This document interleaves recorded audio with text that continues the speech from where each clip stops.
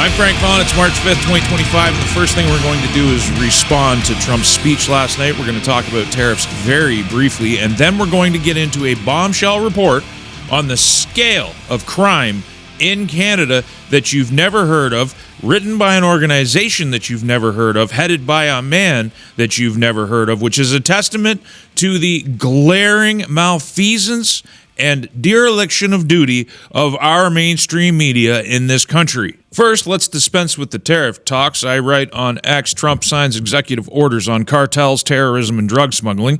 Trump levels punitive tariffs against Canada, naming fentanyl as a primary concern.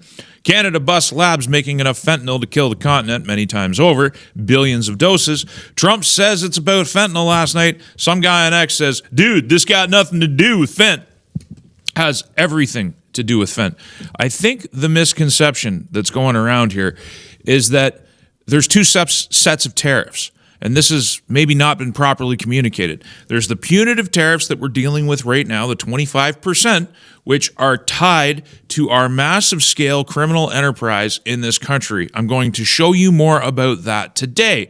Then there is the April 2nd tariffs, which are reciprocal. They are in response to tariffs that we already charge the United States. Two sets of tariffs, two separate issues. Mel says, placing unjust tariffs on Canada to try and weaken the economy to annex us is an act of war. It's actually not. If tariffs were an act of war, every single nation on this planet is at war with each other. Canada charges tariffs on a lot of products to the United States, sometimes 200 to 300%. With the purpose of protecting our agricultural industry, we have a disadvantage in Canada called winter. Our winters are harsh. Our farmers have to compete with more southerly climes and the products of those southerly climes who can afford to produce more crop because they get more sun versus what we can do up here. You can argue all day that those things are necessary. That's fine. But you need to understand, we charge them already. It's a tax on them doing business here. Trump is just doing and responding to what we do to him already. And we don't just do it to the Americans, we do it to ourselves. Maple Leaf Maga says, I'm amazed this article was written by the Toronto Star. Why is it easier and cheaper to export food to neighboring countries than to neighboring provinces and territories? We have trade barriers between the provinces in Canada. Is Quebec declaring war on Ontario? Is Saskatchewan declaring war on Alberta because there are barriers to trading things like beer and maple syrup and all kinds of other products between the provinces? Is that what it is? Or is this just a normal practice and Canadians have become hysterical, worked up into a fervor because the government and the media has told you to be worked up into a fervor? Erat Perfect says, don't forget spending decades insulting Americans and proudly defining ourselves by not being them to now proclaim we are such good friends. It is insane to me that this government and the people in this country have spent so much time hubristically insulting the Americans during the time that Trump was out of office. In the lead up to the election, Justin Trudeau and Jagmeet Singh practically campaigned for Kamala Harris, and they don't expect there to be some kind of consequence. Why would the Americans continue to agree to pay our tariffs to the tune of an excess of hundreds of billions of dollars of American capital that comes into this country versus what we send to them? Why would they continue when we insult them, we demean them, we look down on them for some reason, all while they defend us? Have you ever seen the cartoon Spike and Ike? Big dog with a little dog with a big mouth. We're the little dog with a big mouth, and the big dog just took notice that it's an abusive relationship. Zach says Canada had 2 months to fix the border. Government instead chose to behave like toddlers. Trump administration recognizes that this country is run by cartels and will not budge until the fentanyl problem is addressed. Parliament would rather lie on camera and let the people suffer. 100% accurate.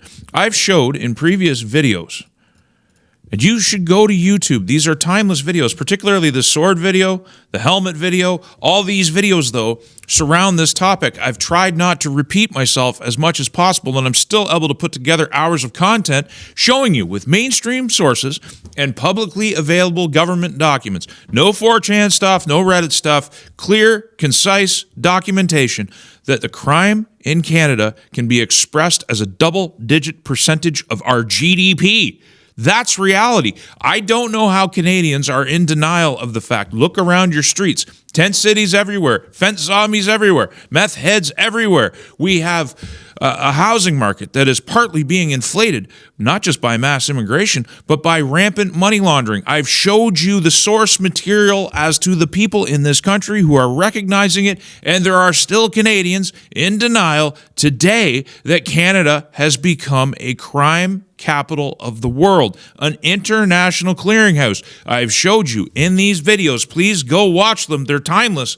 How Hezbollah and Hamas use Canada as a launching pad for international money laundering, and that 500% more terrorists come from Canada into the United States than came across the Mexican border, because it's easier to get in from here with financing and funding and support. We allow them to protest on our streets. They organize in the open. I've showed you in these videos how Chinese Communist Party people have infiltrated Canada, how they fund our universities, how they bought up our resource sector. This is not conspiracy information. This is reality. And if watching videos isn't your speed, you want to read books, Sam Cooper, Willful Blindness, 2nd edition, updated, Claws of the Panda by Jonathan Manthorpe. These books will prepare you to understand what Canada has become under decades of leadership of the people who now identify as Team Canada, the same people who stomped your flag into the snow in 2022, the same people who suspended the charter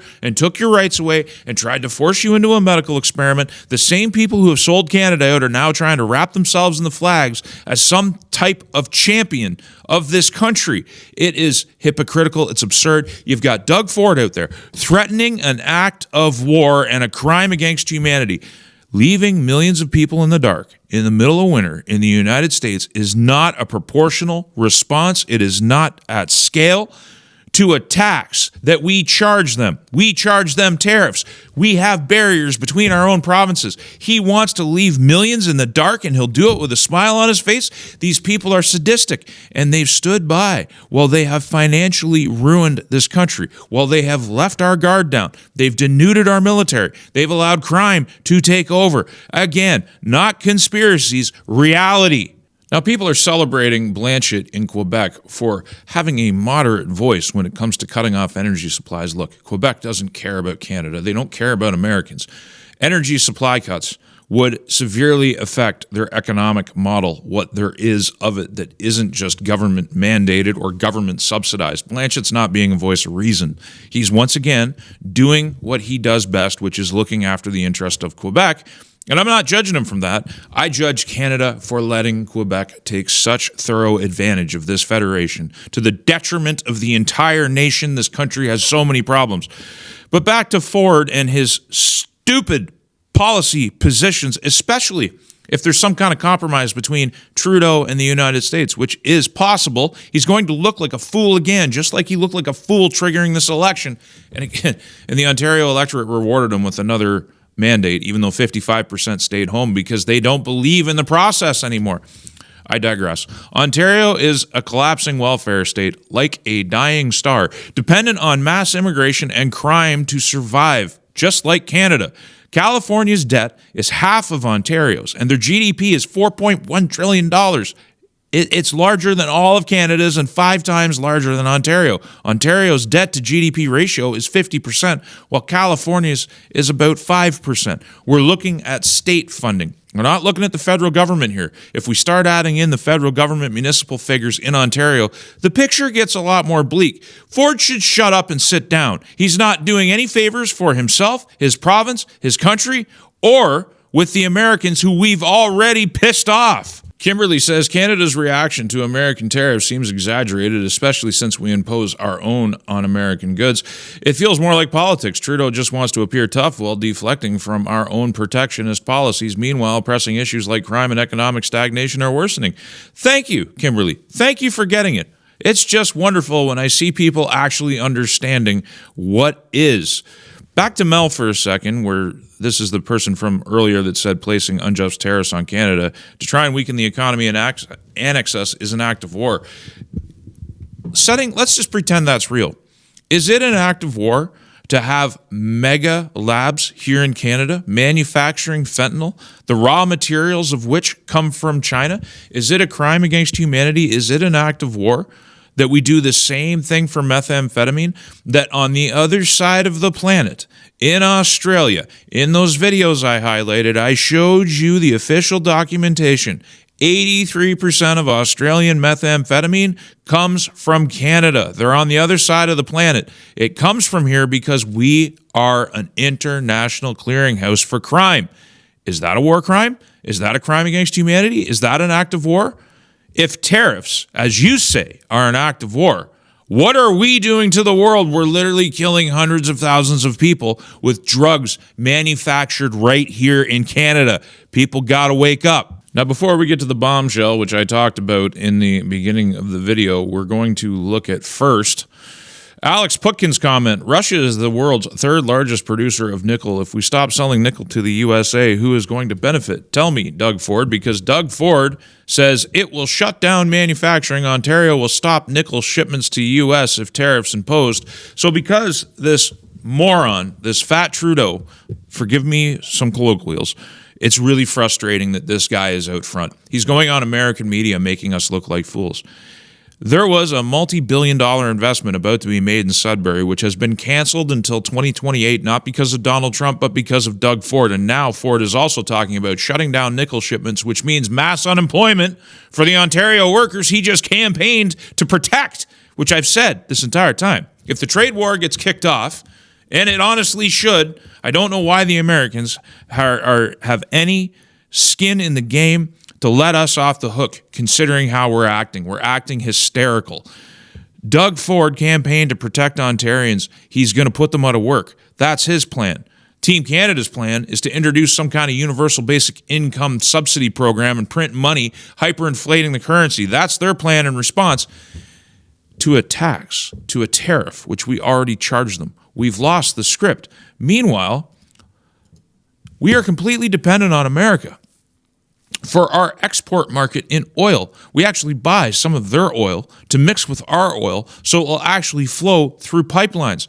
All of our pipelines, except for Trans Mountain, go through the United States. We can't quickly adjust. If we want to build Canadian resiliency, it's going to take a decade. We should have started this sooner. When Trudeau came in office, he came in on a policy of shutting down Western energy. He promised to end the oil industry in this country, and I am shocked and appalled to see Daniel Smith and Scott Moe and Western leadership still align themselves to Ottawa after all the suffering Ottawa has inflicted on Western Canada for the last 150 years. It's not just the last 10 years. What are we doing? The Americans have been helping us this entire time, and we're going to virtue signal that they're the bad guys? We need better leadership messaging out here in the West, I can tell you that. Now, in terms of the bombshell I was talking about, this is in addition to all the videos I recommended earlier. I've relied heavily on Canadian sources, government, and media to make those videos. I've had to sprinkle in some foreign sources where there was no reliable Canadian data, but I want you to understand, outside of Canada's comfy little hubristic bubble, where we have this vision of ourselves as a nice, peaceful country of beautiful, nice people that the world loves, we are actually recognized as an international crime hub, and this is one of the organizations that recognizes us, the ICAIE. Who are they? You've never heard of them. They are the International Coalition Against Illicit Economies. They're headed by a man named David M. Looney. He's got 170K followers, 500 connections on LinkedIn. He's a former U.S. diplomat and national security official, and he's globally recognized for his expertise in assessing the scale of international crime, of which on February 26, 2025, he dropped this article, Canada Transnational Organized Crime and Drug Trafficking, Canada's Role in Expanding Global Illicit Economies. Money laundering is the biggest illicit market and organized crime threat facing Canada. If you scroll down, they say between $36 billion and $91 billion is being laundered and fully integrated in Canada's economy annually. That means fully integrated means into your real estate sector, into your agricultural land. Money that is derived from the sale of drugs and other illicit products. In my previous work, I focused on drugs and money laundering. I didn't talk about human trafficking or counterfeit goods or all the other ways. Auto theft. How many Canadian stolen cars end up in Nigeria? How? They're shipped out through our ports because our ports Our guard is down. We don't actually look at our container traffic. We examine exactly 0% of the rail traffic that crosses our border. Seriously, our guard is down. This isn't some kind of conspiracy. And we are recognized for it. A recent investigation at TD Bank, for example, saw the financial institution admitting its lax anti-money laundering regime allowed fentanyl traffickers to launder at least $670 million and engaged in numerous other billion-dollar financial crime cases. There's a lot of people out there who like to put out this figure that only 1% of the fentanyl in the United States comes from Canada. They're talking about seizures. They're not talking about what gets through. So if you factor in that 1% and you figure out, as I have in other videos, how much is not being seized, and then you look at how porous our borders are, the number is huge. It's off the charts. And you're in denial about it. Your 1% little graph that everybody shares, all of you NPCs, the way you share it around, it doesn't do anything. It doesn't mean anything. It is not a meaningful data point. One of the single greatest crises facing the public mind is that people want to be right. They don't want to figure out what is right. So they fixate on one data point as though it sweeps away all of the other data points, and then they go around repeating it. They're putting their ignorance on display. It's just like people who pretend that tariffs are an act of war, or tariffs are something new, or that Canada's response is nothing short of hysterical. We're losing our minds talking about acquiring nuclear weapons because of a trade war, because of tariffs. And again, there's punitive tariffs because of the drug problem and the crime problem that runs rampant in Canada. I would argue runs a good chunk of our government. And the tariffs, which are reciprocal because we've so insulted the Americans for so long, they're sick of subsidizing us. And that's what it is. It's not a direct subsidy. They're not cutting a check and just handing it to us. They're paying our tariffs. That's what he's talking about. So all the fact checkers out there need to relax. Again, you're focused on trying to look right, not being right. But back to this report. The biggest thing I want you to note is the date. 27 November 2023. I've showed in my previous videos how extended our history, the history of knowledge of this problem goes back all the way to Project Sidewinder, which took place in the previous century. The growing harms of cross-border illicit trade vectors and threat convergence to Canada's national security. Urgent attention and action are needed. 2023, we needed more manpower then. We didn't get it. We needed more secure ports. We didn't get it. We needed better vetting of our mass immigration policies as we release known terrorists into this country who then begin organizing and financing. We didn't get it. Instead, we gave Omar Khadr $10.5 million, and we brought back ISIS fighters. We reintegrated them with checks paid for by you, the taxpayer. There's a plan to bring Canada down, to turn us into an insecure, crushed nation with a bunch of brainwashed people wandering around pretending that we are the envy of the world, publishing lists and sharing lists, like that data point, that 1% graph. It's the same thing. When someone shares a university-compiled list that says Canada is the best country in the world, how much of that list is paid for by Chinese Communist Party money or crime money? It's being funneled through every aspect of Canadian society. This is a 54-page document dealing with narcotics and opioids, fake pharmaceuticals and consumer counterfeits, illegal alcohol, tobacco products, other crimes and consumer frauds, cross-border money laundering. And it's just extensive. And maybe we'll go through this in a long form. Maybe that's what we'll do. Because some people don't want to click on videos that are longer than 20 minutes, and other people want long form. So maybe we'll go through this point by point in its own separate video. The main point I'm trying to get across to you today is A, watch my previous video work. B, read the books if you don't want to watch my video work. C, again, that we have a long and massive history of drug and illicit crime here in Canada that many Canadians are in denial of. The denial has to stop. We have to realize that the reason we're being tariffed is because we've become a corrupt, criminal narco state on a scale similar to Mexico. Just because we don't have the gun-toting cartels here. And look at Mexico. Look at the difference in responses. Mexico handed over 29 cartel heads to the United States on their demand because they recognize they are a crime-ridden country. Canada, on the other hand, hasn't done anything. We had that mega lab bust Like, we're talking billions of doses of productivity. We've had massive busts, and few people have been charged. We're not busting up the networks. We're not looking to hand them over to the United States. Instead, we're rallying the country around a self-destructive trade war to protect the corruption, to protect the crime, to protect the money launderers. That's what your government is doing, wrapped in the flag, calling themselves Team Canada. And somehow we've already blown past the 20-minute mark, but I want to address one more thing, and this is Penguin says, Frank is a coward who relies on his wife. How many Saskatchewan guys here play internet all day? And I respond, I do rely on my wife, just as she relies on me. Behind every good man is a good woman. You won't hear her complain, nor me. You'd be lucky to get one like her. She encourages everything I do. She takes care of my children and educates them while I'm in here doing this. People stream 8 hours a day playing video games. People stream doing imitations of emotes. There's people selling bathwater, women selling bathwater, pimping themselves out on OnlyFans. This that I am creating is a full-time job, and I'm doing it with some pretty stringent rules. The rules being I'm not going to sell ads, I'm not going to take sponsorships, I'm going to offer everything for free, and you folks have to figure out how to pay for it so that I can survive and have a budget to grow it. I'm pretty cheap. There ain't much I need in life. I drive used cars. My house is already paid for, so you don't have to look after that. I just have ongoing expenses. I do this because I care. I do this because I'm driving at the truth. I do this because it's a respectable job. I've had a hard enough time. He talks about Sask guys. I farmed for 20 years.